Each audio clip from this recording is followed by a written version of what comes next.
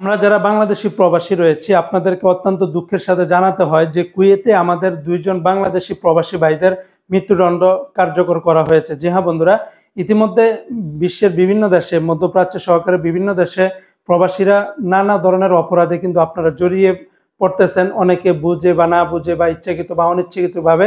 পরবর্তীতে সেটার শেষটা কোথায় এটা আপনারা এই পদে এই সমস্যার ভিতরে যারা না পড়েছেন তারা কখনোই কিন্তু টের পাবেন না।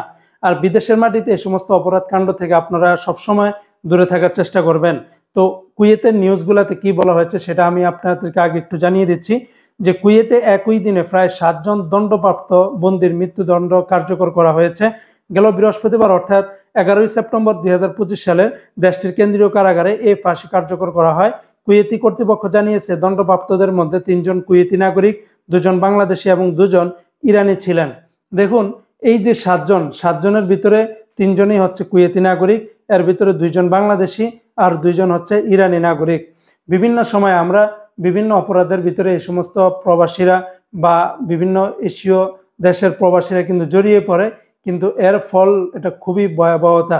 তাই আপনারা যারা প্রবাসীরা আছেন প্লিজ যে কোনো ধরনের অপরাধ করার আগে সেখানে 100 বার চিন্তা করবেন, আপনার ফ্যামিলির কথা চিন্তা করবেন, নিজের লাইফের কথা চিন্তা করবেন এবং দেশের মান সম্মানের কথা চিন্তা করবেন। কারণ ভাই, এই নিঃশ্বাসটা কিন্তু জীবনে একবারেই, এটা যদি আপনার বন্ধ হয়ে যায় তাহলে কিন্তু আর কখনোই এই নিঃশ্বাস এই দুনিয়াতে আর ফিরে আসবে না।